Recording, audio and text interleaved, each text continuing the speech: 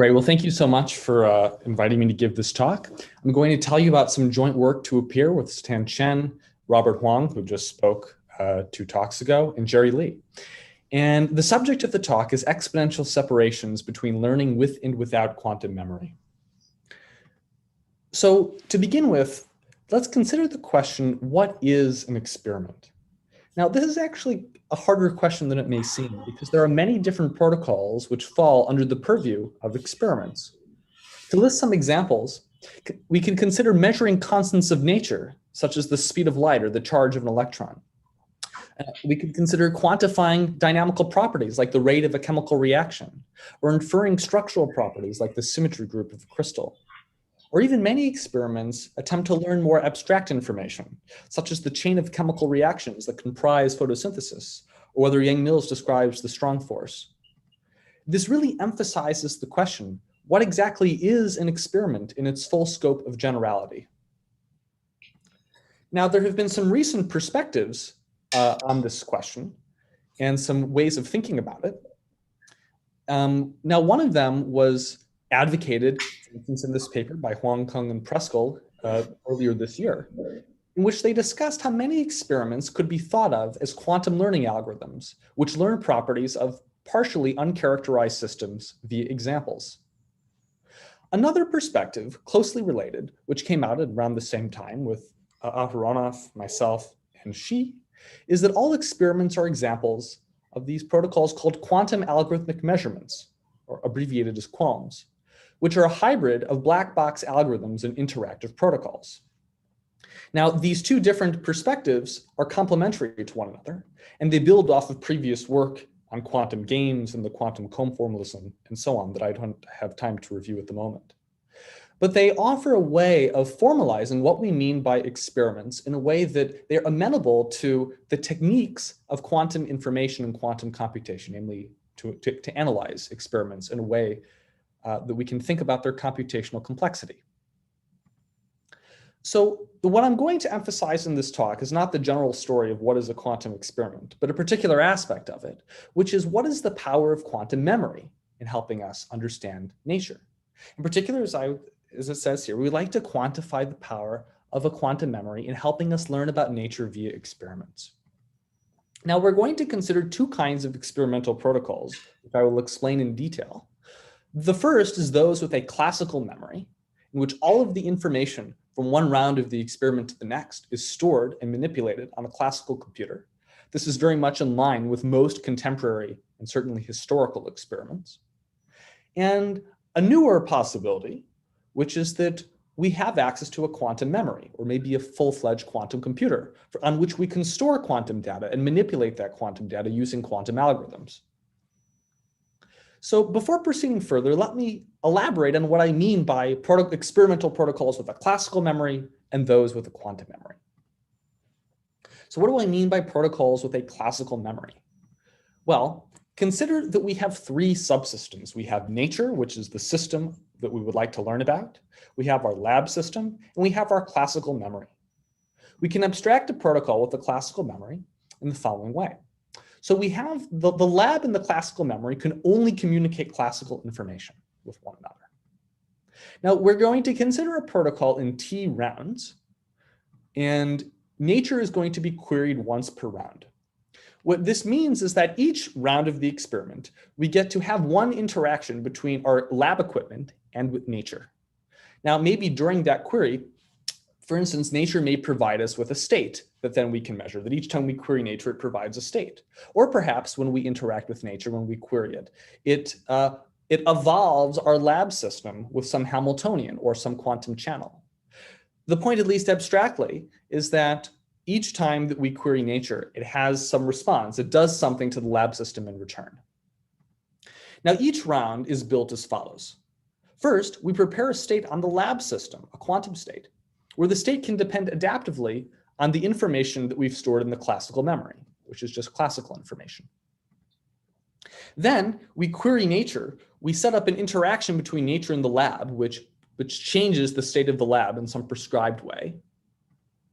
And then we measure the lab system with a POVM, where our choice of POVM can depend adaptively on the classical memory. And then we store the result namely the index of the output of the POVM, the classical result, we store that in the quantum memory. So we don't get to store the outcome as a quantum state. We just get to know if we measure POVM, what the classical outcome was. And then finally, we initialize the lab system to the all zero state before proceeding to the next round. As such, from round to round, the only information that persists from round to round is the classical information that is stored in the classical memory.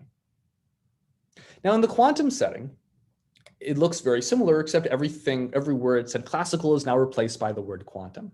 There can be quantum states and quantum information, which is stored in the quantum memory. Here, of course, we can prepare a state on the lab, which can depend adaptively on the quantum memory and states that are stored therein.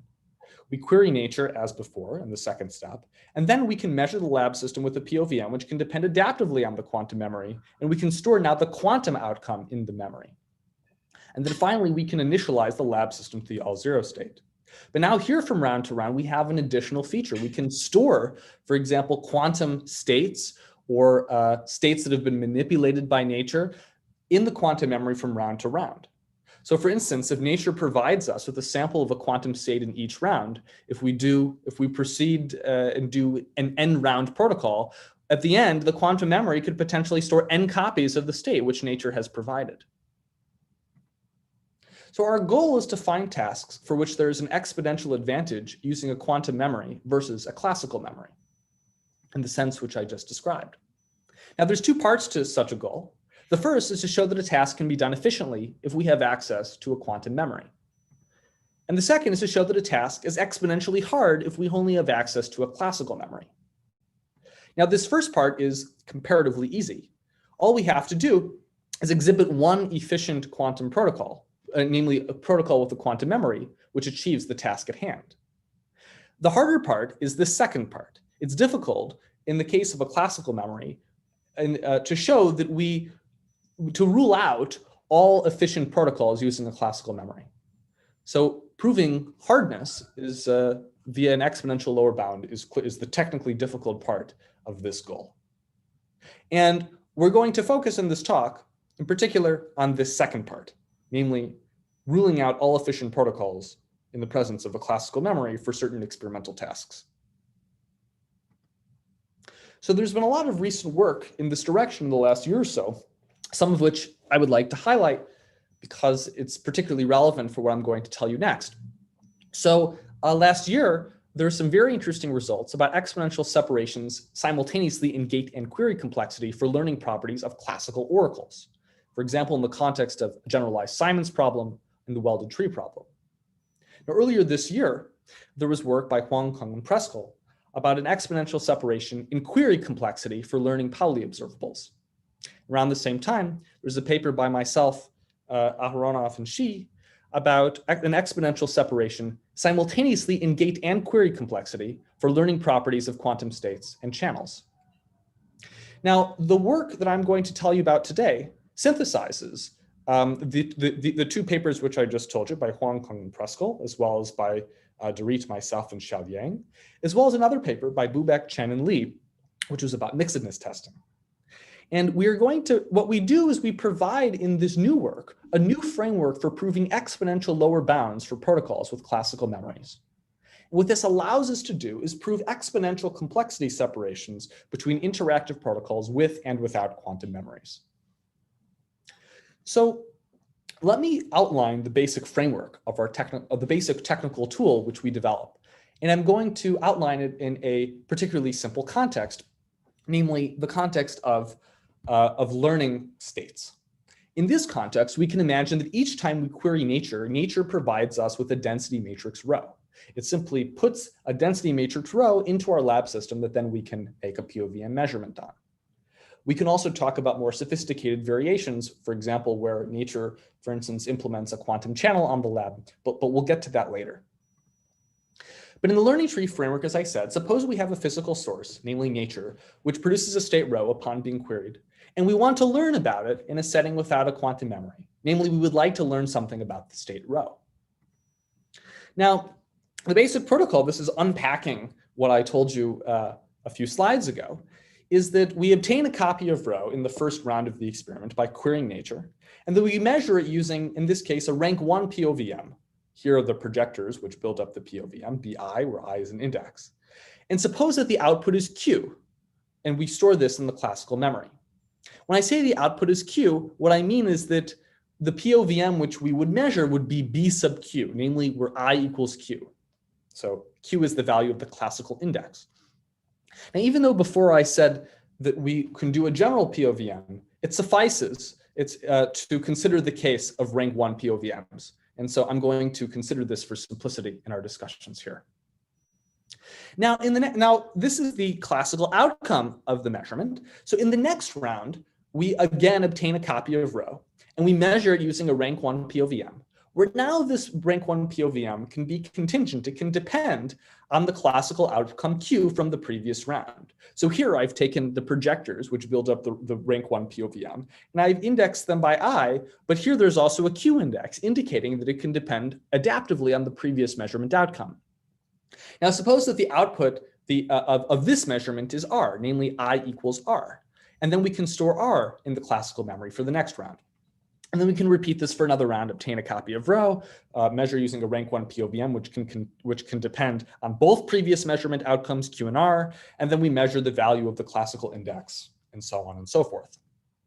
Now, there's a way of visualizing this protocol in a way which makes it more visually transparent and conceptually transparent what is going on. So here is a picture of a learning tree, and here is how we should think about it. In the first round of the experiment, we measure a POVM, in this case a rank 1 POVM, where each of the projectors, so I've written here B1 through Bn0, which corresponds to these Bs. Namely, it's the Bs which build up the projectors of the rank 1 POVM. So this first part of the tree, these vertices here represent the projectors of the rank 1 POVM in the first round. Now, contingent on which one we measure, suppose we end up finding, we perform the measurement and we obtain B2 in the first round. Then this prescribes another set of, another rank 1 POVM, which depends on the classical measurement outcome, namely it depends on this 2 index.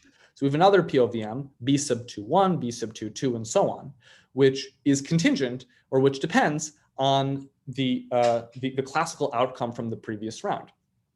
This proceeds with further branchings of the tree in future rounds, where whatever we end up measuring, suppose we end up measuring B1, 2, this then spawns below it. We have then another part of the tree, which gives the POVM, which we would do if we had measured B sub 1, 2. So you can think about the tree as building up an adaptive strategy. Now, I want you to comment that a particular instantiation of the protocol, namely when you actually do the experiment, it corresponds to a root to leaf path through the tree. That is, maybe it's in the first round, you could measure B2. In the second round, you might measure B2, 1, and so on and so forth. So this is a particular path through the tree, which will happen for any particular instantiation of the protocol when you make these measurements in subsequent rounds will correspond to a unique path through the tree. Now, a tree of depth T corresponds to measuring T copies of the state. At each level of the tree, we are measuring 1 copy of rho, and as such, the depth of the tree corresponds to the number of copies of rho that we measure in totality throughout the entire protocol. So let's now take a step further. Let's introduce some notation. Let V0 through Vt minus 1 be the vertices corresponding to a root to leaf path through the tree.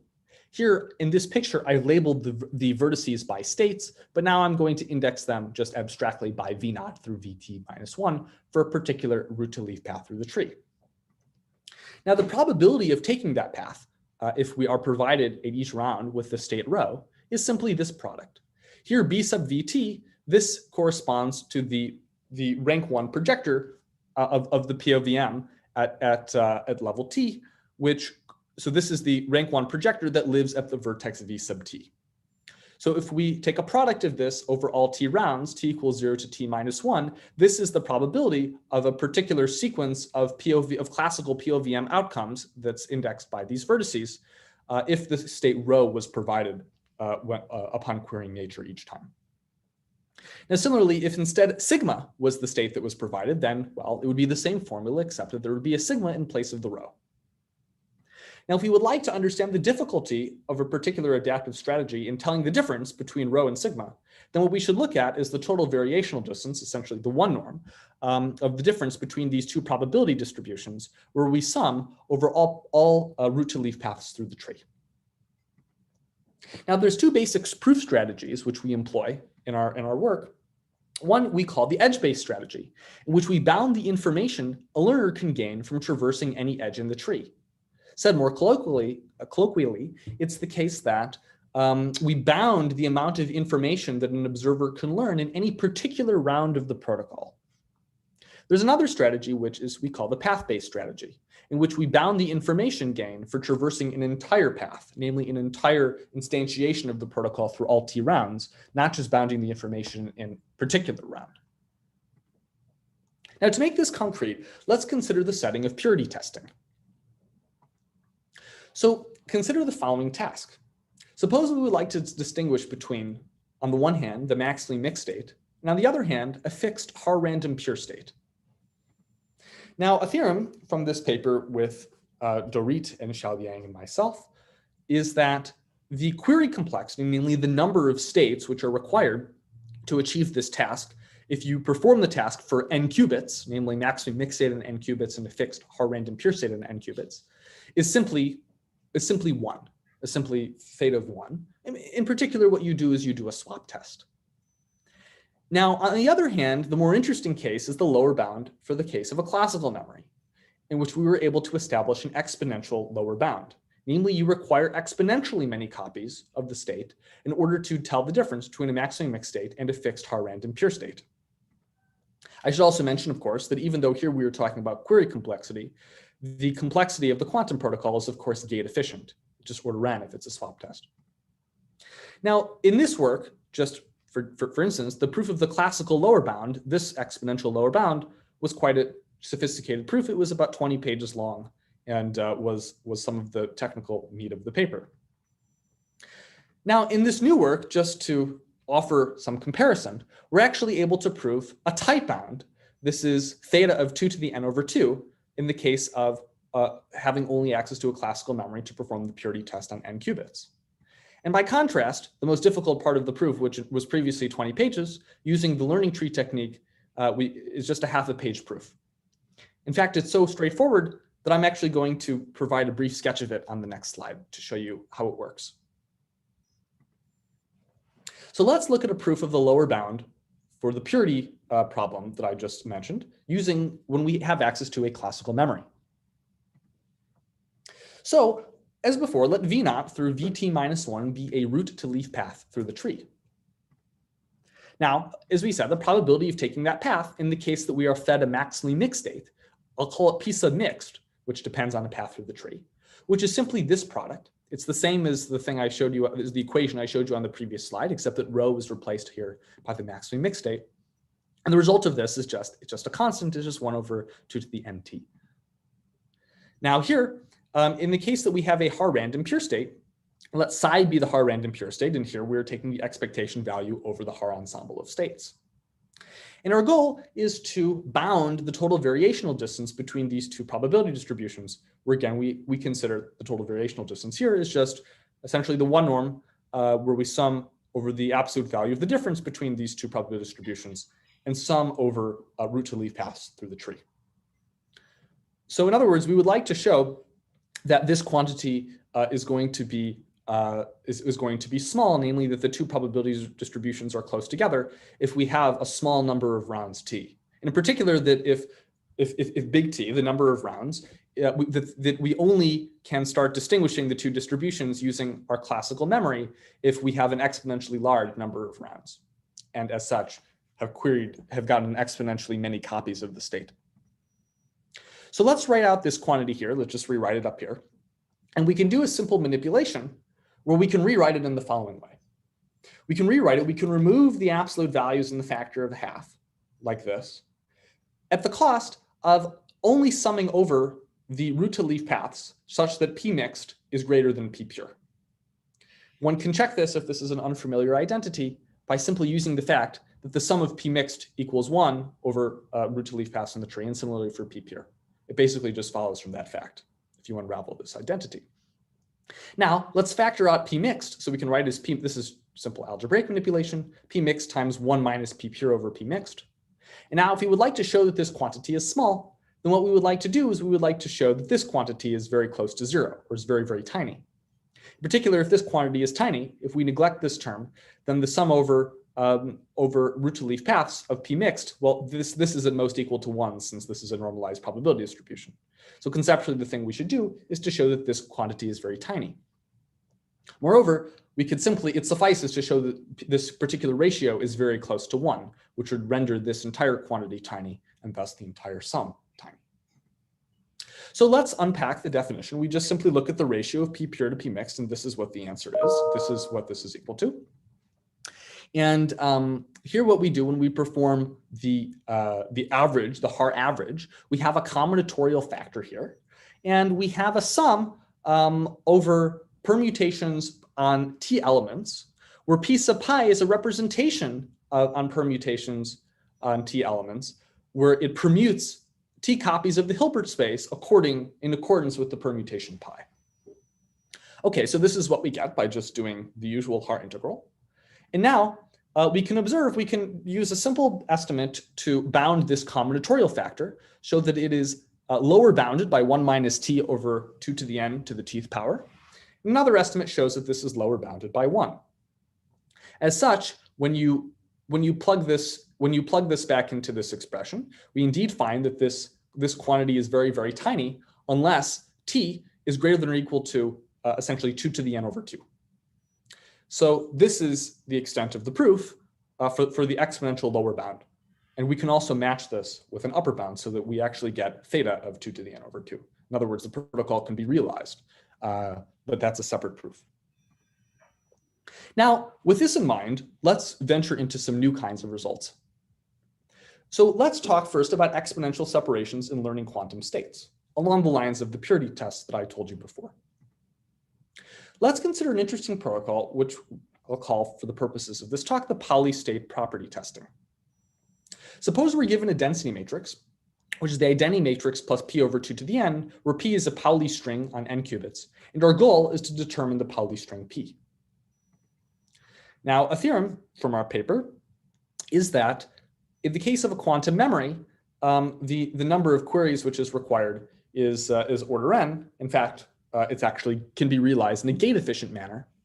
And then the query complexity in the case of the classical memory is theta tilde of 2 to the n. So up to log factors, essentially it's tight. Now, as I said, the protocol of quantum memory is gate efficient. Now, what's really interesting about this particular protocol, the sense in which it resolves a conjecture in this paper with Dorit and Xiaoliang, is that this is a protocol which could actually be realized on a contemporary quantum computer. By contrast, let's consider this purity testing setting that I just told you about, where we considered the difference between a maximally mixed state and a Haar random pure state. Well, you couldn't actually realize that in a contemporary quantum computer because you can't actually prepare a Haar random pure state. But this is a state that can be prepared by a low depth, a constant depth circuit. And in fact, this protocol, the quantum memory aspect of the protocol, can actually be realized in a gate efficient way on a quantum computer.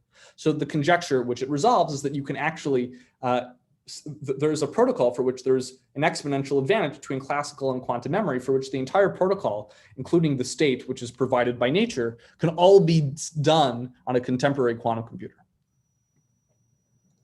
Now, another result is shadow tomography without a quantum memory. The statement of the problem is as follows. Given a state rho and observables O1 through OM, determine all of the expectation values trace of OI rho to epsilon error. What we show is that in the case where you only have a classical memory, performing this shadow tomography procedure on n qubits is theta tilde of the minimum of m and 2 to the n over epsilon squared. Now, the upper bound, we in our paper derived the lower bound. The upper bound was from this paper by Huang Kong and Preskel from earlier this year. And this result actually resolves an open problem that was posed by Aronson and Rothblum. Now, let me talk briefly about exponential separations in learning quantum channels instead of just learning quantum states.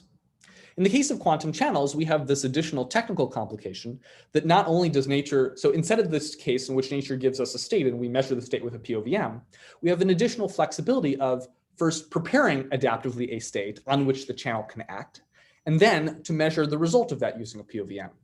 Namely, we have the additional flexibility to choose what the input state is to the quantum channel, which we are attempting to learn. So let's consider the fixed unitary problem, which can be thought of as a channel version of this purity problem, which I mentioned before, in which the goal is to distinguish between, on the one hand, the maximally depolarizing channel, and on the other hand, a fixed Haar-random unitary. Now, an initial version of this result was in this paper with Aharonov and Shi, but the result was improved in an interesting way in this work to appear, with Chen, Huang, and Li, in which, so the complexity in the case of a quantum memory, you just require order 1 queries, and in fact, it's actually gate efficient. It's just order n gate complexity.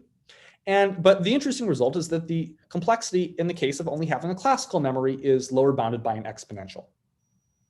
So in particular, in a way that I can explain maybe in the questions if people are interested, is that the result in this new paper both generalizes the proof and the setting of the paper from earlier this year, as well as improving the bound. It allows for more flexible types of measurements to be made, it allows for more general adaptive strategies than were considered in the earlier paper, and also gets a better bound.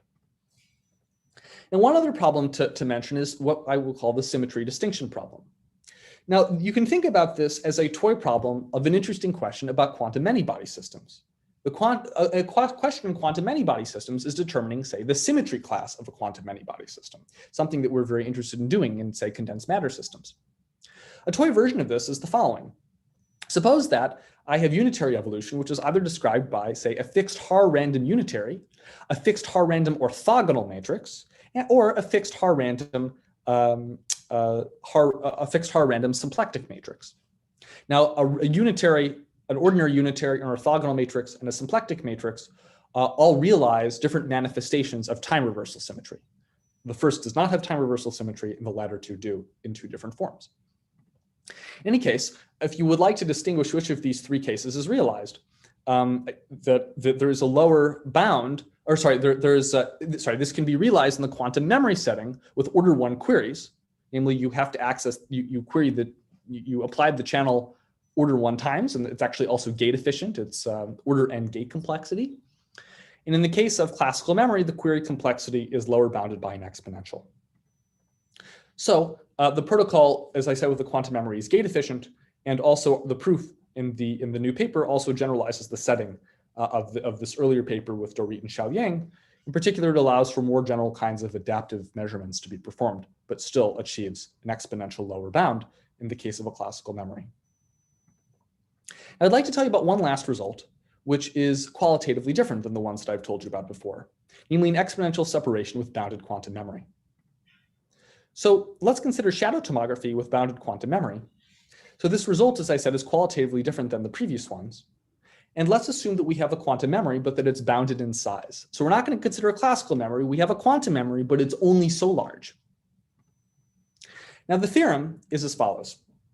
Any learning algorithm with k qubits of quantum memory requires at least 2 to the n minus k over 3 copies of the state rho to predict the absolute value of the expectation values of p rho for all n qubit polyobservables p, and succeeds with probability at least 2/3. In particular, if you would like to learn all of these expectation values and absolute value, then if you only have k qubits of quantum memory, then you require exponentially many copies of the state, exponential in the difference between n and k, to successfully achieve this task. So this actually is interesting. It combines all of the proof techniques of all of the results previously mentioned, essentially. And notice that it's quite an interesting lower bound, because the lower bound is only polynomial when k is actually rather close to n. When k goes like n minus a coefficient times log of n is when this becomes polynomial. So it's an interesting trade-off between query complexity and quantum memory. Now let me conclude with a few remarks, and then I'll take questions. So there's the usual paradigm of quantum advantage, which is that quantum computers are better than classical computers at doing classical problems. Now, what's suggested by some of the theorems and results that I've mentioned in this talk is a different kind of quantum advantage, which I might provisionally call, I'm not married to this name, quantum eidetic advantage. Eidetic, for instance, coming from someone with a perfect or lucid photographic memory. Quantum eidetic advantage, the basic idea is that quantum memory has an advantage over classical memory for performing quantum experiments. So what we've done in this talk is we've developed a new framework for proving exponential separation between quantum learning algorithms with and without a quantum memory. We've also established the first exponential trade-off between bounded quantum memory and query complexity. That was the last result that I mentioned. Now, a question is, can we do it? Is it possible to do an experimental demonstration of quantum eidetic advantage, or whatever one may call it, in the NISQ era? A key question is, what are the effects of noise? A lot of the exponential gaps in query complexity you might worry that they will dissolve in the presence of noise, because a lot of the exponential lower bounds are based on doing swap tests, which are not so robust to noise. Another question, the final question is, were other physical examples along the lines of this identity plus p over 2 to the n task? This task was particularly interesting because, as I mentioned, it was a task in which every aspect of the task, from the preparation of the state to the quantum memory protocol to determine what the Pauli observable is, it could all be done in a contemporary quantum computer. So it would be nice to have other examples along these lines, which could also be done on quantum computers in the NISQ era. With that, thank you so much for your attention. Happy to answer any questions that people have.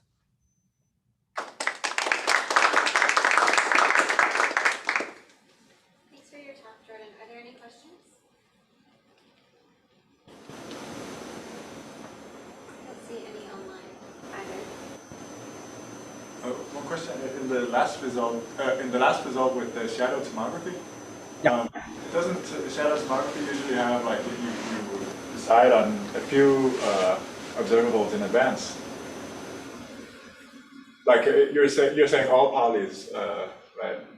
Yeah. So for that one, it's for all polys. I mean, it would be interesting to have a version of the result in which, so in particular, the how do I say, it's not gate efficient. So this is a statement about query complexity, because we're trying to learn exponentially many numbers. But it would be interesting to have a version of this separation in which you have a smaller set of observables that you would like to learn, so that potentially the protocol could actually be gate efficient in some way. Gate efficient when you have a quantum memory which is large enough. Anyway, the short is I don't at the moment know how to prove a version of that problem in which you have a much smaller set of observables.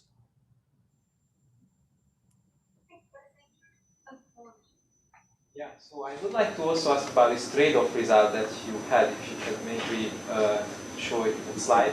Oh, sure. Hold on 1 second. Let me just. So, can you say again which result? It's a little hard to hear. Yeah, this the result about the trade-off. The trade-off. Yeah. Memory. So then that is also some shadow tomography kind of task. Yeah. But this is not the classical shadow tomography task then, I guess. No, you have access to a quantum memory. But why is that necessary? Like, can you maybe shed a light on like where the quantum algorithm uses memory, or how does it work, just roughly? Yeah. So how do I say? So one way of thinking. Okay. So why would we choose absolute value? I mean, so I can provide a few pieces of intuition. So one of the things to say is that, well, the different Pauli observables, well, two Pauli observables don't commute with one another. It is the case that if you look at the second tensor power of Pauli observables, they do commute with each other. So if you have how do I say? If you have the ability to basically store, for instance, if you have an n qubit state and you have access to being able to do, how do I say? If you have access to store sort of two copies simultaneously, then it's very easy to achieve this task. Because you would measure basically p tensor p with just the two copies of the state, but all the p tensor p's commute with one another. That only allows you to learn essentially the absolute value of the traces of the Paulis against p, the trace of p against rho. It doesn't allow you to know the sign. But the point is that that protocol really requires you to have this sort of commutativity, really requires you to act on two copies of the state simultaneously. And so roughly the thing you might imagine, which is borne out by the proof, is that there's an obstruction to having too few qubits on which you can, so, you know, if you don't basically have an additional register of n qubits, then you can't do a protocol of the kind that I just described. That it's obstructed somehow. That's where some intuition comes from. I'm not sure. Does that help a bit or? Yeah, and then do you have some upper bounds where, I don't know, you store the first k qubits twice or something? So can you get some advantage also, because it's only a lower bound that you show in this slide?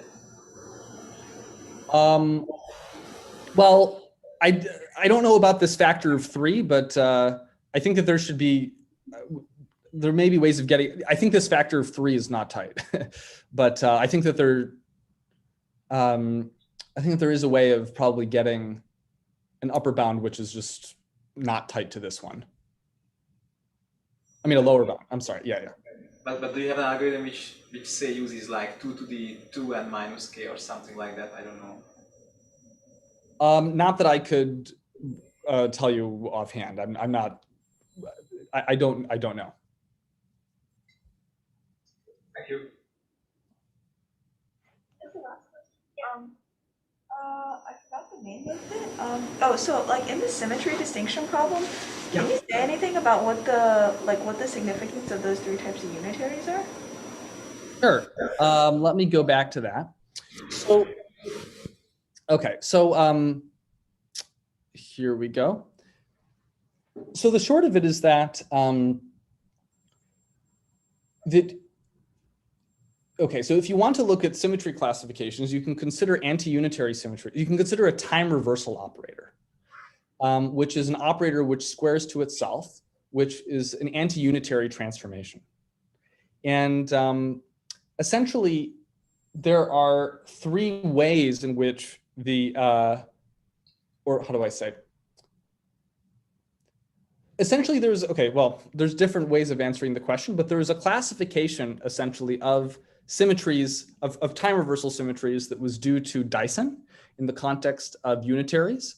And these different symmetry classes, unitary, orthogonal, and symplectic, realize the 3 forms of time reversal symmetry that you were allowed with certain assumptions.